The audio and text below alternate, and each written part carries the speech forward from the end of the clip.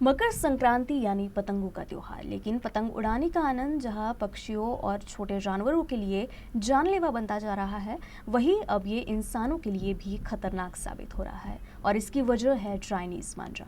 इस चाइनीज मांझे की वजह से राज्य में 3 लोगों की मौत हो गई और कई लोग गंभीर रूप से घायल हो गए। मकर संक्रांति के दिन अकोला में एक युवक की चाइनीज मांझे से गला कटने से मौत हो गई। चाइनीज मांझे पर प्रतिबंध के बावजूद इसका खुलेआम इस्तेमाल हो रहा है, लेकिन अब इस संबंध में सख्त कदम उठाने की जरूरत है। मकर संक्रांति के दिन अकोला जिले में पतंगबाजी के चलते एक ही दिन अलग अलग जगहों पर 8 लोग घायल हो गए। नए पुलिस अधीक्षक कार्यालय के सामने फ्लाईओवर से उतरते समय किरण प्रकाश सोनोने नामक युवक की चाइनीज मांझे से गला कटने से मौके पर ही मौत हो गई। इस घटना से उसके परिवार में मातम पसर गया। किरण के 2 छोटे बच्चे हैं, एक 5 साल का और दूसरा 2.5 साल का। बच्चों को अलविदा कहकर किरण किसी काम से घर से निकला था, लेकिन घर वापस नहीं लौट सका। वजह चाइनीज मांझा। प्रतिबंध के बावजूद भी ये नायलॉन मांझा कैसे उपलब्ध होता है? अब ऐसा सवाल किरण के परिवार वालों ने उठाया है। किरण के परिवार ने मांग की है कि सरकार इस गंभीर मुद्दे पर ध्यान दे और इस संबंध में सख्त कदम उठाए ताकि दूसरों की जान बचाई जा सके।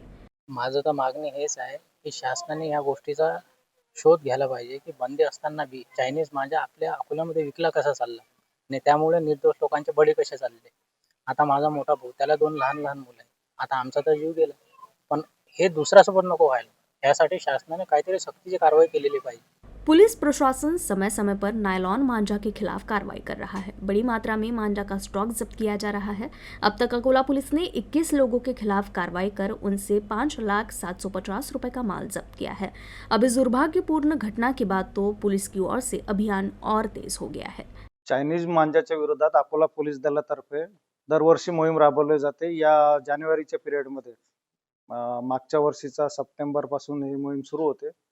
कारण 14 जानेवारीला मकर संक्रांतीचा सण साजरा होतो आणि त्या दिवशी पतंग उडवण्याची जी परंपरा आहे त्यामध्ये मांजाचा उपयोग होतो आणि चायनीज मांजावर बंदी असल्याने जीवितास धोका होत असल्या कारणाने ती मोहीम तीव्र राबवण्यात आलेली. त्याच्यावर हायकोर्टाचे देखील त्याच्यावर लक्ष आहे आणि मी जनतेस आवाहन करेल की जो कोणी असा चायनीज मांजा विक्रीचा व्यवसाय करत असेल त्याची माहिती लोकलच्या पोलीस स्टेशनला किंवा आम्हाला LCBला देण्यात यावी.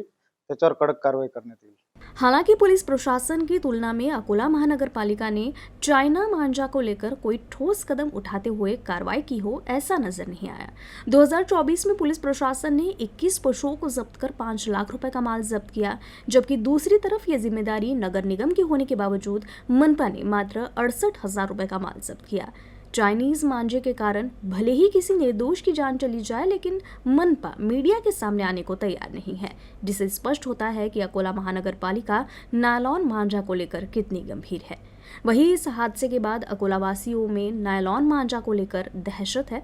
मोटरसाइकिल चलाने वाला हर व्यक्ति अपनी सुरक्षा के लिए हर संभव प्रयास कर रहा है।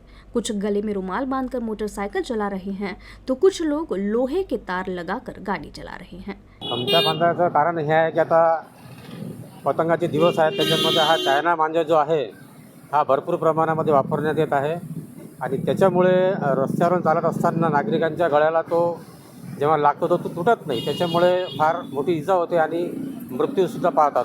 कालही या SP ऑफिसच्या जवळ एक व्यक्ती मृत्यू पावलेला आहे आणि त्याच्यामुळे 2-4 दिवस तरी नागरिकांनी आपल्या चेहऱ्याचा काहीतरी सेफ्टी म्हणून गमछा किंवा दुपट्टा किंवा स्कार्फ बांधून फिरावं आणि प्रशासनाने याच्यावर योग्य ती कार्रवाई करावी अशी आम्हाला नागरिकांकडून अपेक्षा है। नायलॉन मांझा को लेकर जहां केंद्र सरकार, राज्य सरकार और न्यायालय ने सख्त कदम उठाए हैं, वहीं स्थानीय प्रशासन की अनदेखी के कारण धड़ल्ले से इसका इस्तेमाल होता दिखाई दे रहा है।